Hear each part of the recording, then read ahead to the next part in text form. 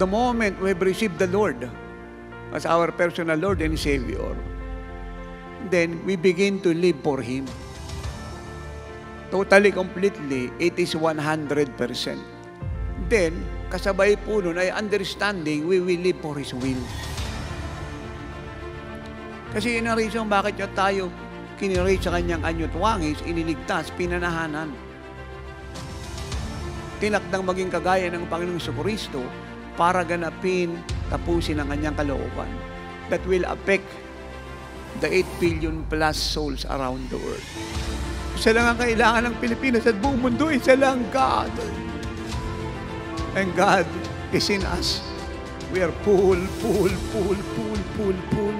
So full of God!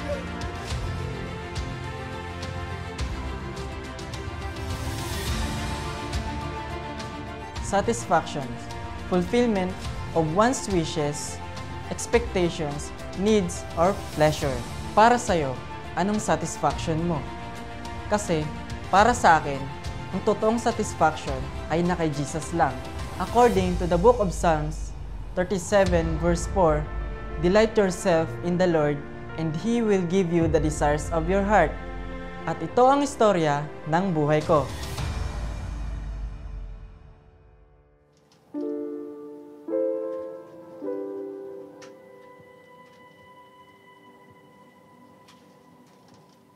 Ako po'y isang kabataan na lumaki sa isang broken na pamilya.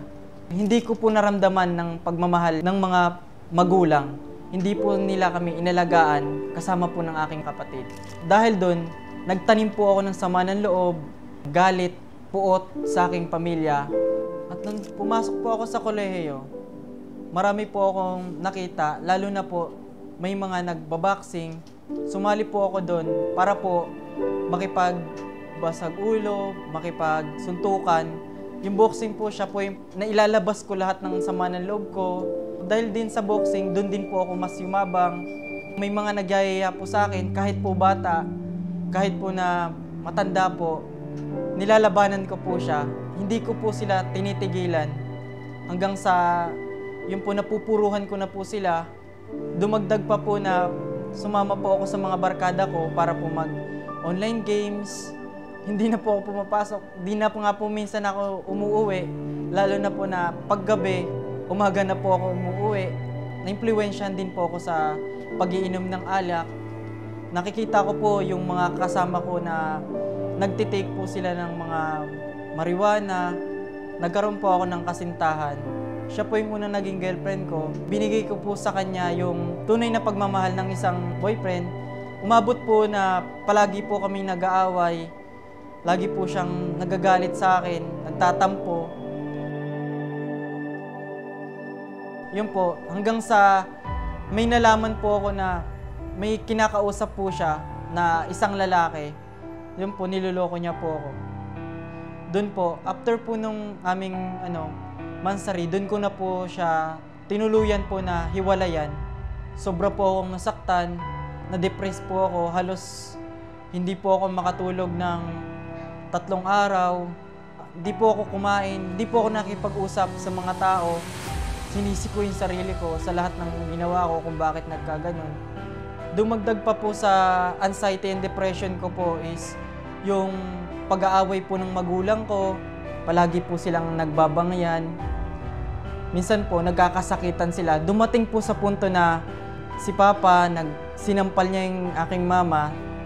Buong gabi po, iyak na lang po ako ng iyak. Inisip ko po na ganito na lang ba yung buhay ko? Wala na ba akong patutunguhan? Inisip ko rin po na tapusin ko na lang po yung buhay ko. Isang araw po, habang po ako ay nag-scroll sa Facebook, nakarinig po ako ng worship song na yun po, mas nagpapagaan po ng pakiramdam ko. Hanggang sa nakita po siya ng isang kabataan na taga Jesus is Our Shield. Shinare niya po ako ng Word of God. Patuloy po kami nag-uusap hanggang sa in-invite niya po ako na umattend sa Jesus Our Shield Makati City Chapter. At ako po ay nagpatuloy hanggang sa maka-attend po ako sa anniversary po ng Oras ng Himala. At nung time na po yun, doon ko po na-meet ang lingkod ng Diyos na si Apostle Renato D. Carillo.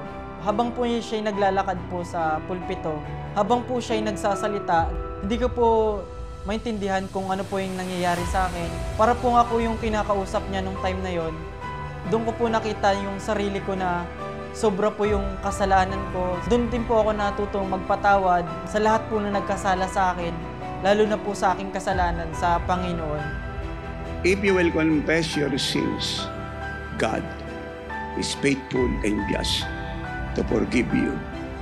Dahil bago pa po kayo nagpasyang pumunta rito, ang Diyos po ay nagpasya ng pagpalain kayo. Mahal ng Lord yung sinners, pero yung sin hindi. Kaya nga niya, binigay buhay niya eh. Ang Diyos mahal ang lahat, pero galit na galit ang Diyos sa kasalanan. Yun ang totoong pag-ibig. Kasi mahal niya yung makasalanan, binuwis niya yung buhay niya upang yung makasalanan ay maging banal at yung kasalanan nila mawala at sila ay pumasok sa langit. Kaya nga natin sinasabing magbago kayo at hindi nyo magagawa magbago nang wala si Kristo. Pumunta kayo kay Kristo para mabago kayo. Kaya niya kayong baguhin kaagad. Sa loob ng 1 minuto, kaya niya kayong baguhin. Unang attend ko po nung youth camp noong 2023 at ang naranasan ko po doon, lalo na po nung tumayo po ang lingkod ng Diyos na si Apostle Renato G. Carillo Jr.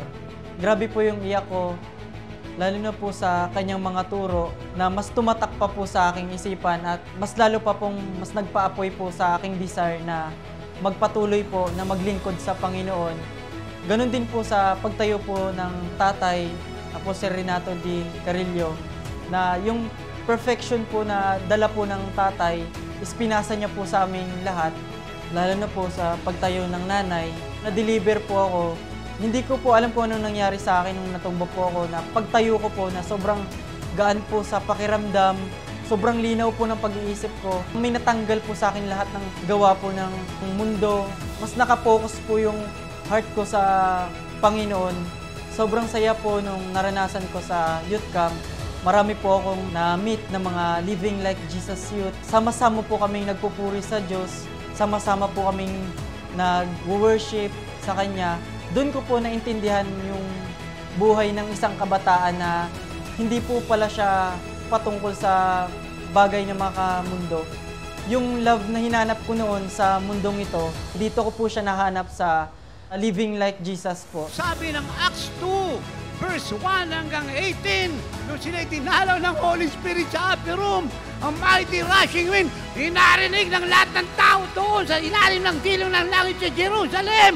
Mga Arabs, mga African, mga Jew, iba't ibang klase ng tao. When they hear the sound of the coming of the Holy Spirit, lahat po sila ay naligtas. Yung sound na yun ay dala-dala ninyo. Let that sound be heard wherever you go. That sound from heaven will crush Jericho. You destroy the gates of hell. That sound lives in you. And that is the sound of God's salvation to this nation and to the ends of the earth.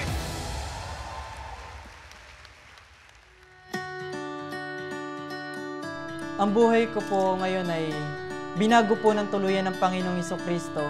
Pinalitan po ng Panginoon ang dati ko pong miserableng buhay. Ginawa niya po itong bago at masaya ang buhay. At hindi lang po yan, ginagamit na rin po tayo ng Panginoon sa music ministry bilang bass guitarist. Nakakasama na rin po tayo sa iba't ibang evangelism, kagaya po ng house-to-house evangelism, market evangelism, at kinahabagan din po tayo ng Lord na makapag-share po ng Word of God sa Bible study po, at nakakasama rin po tayo sa iba't ibang gawain po sa pangunguna po ng aming pastor, at nakakapag-lead na rin po tayo ng corporate prayer, at nakapag 7 days partial fasting po tayo, at nakapag 3 days straight fasting po tayo. Tunay nga po na ang totoong satisfaction ay na kay Jesus lamang. Kay Jesus ko po natagpuan ang lahat sa buhay ko. Kaya ini-encourage ko po ang lahat ng mga kabataan na dumalo sa darating na Living Like Jesus Youth Camp 2024 na may temang The Greatest Demonstration of God's Power and Glory. Dahil tulad ko, dito nyo rin matatagpuan ang tunay na satisfaction na hinahanap ng puso nyo. Kaya, dumalo na!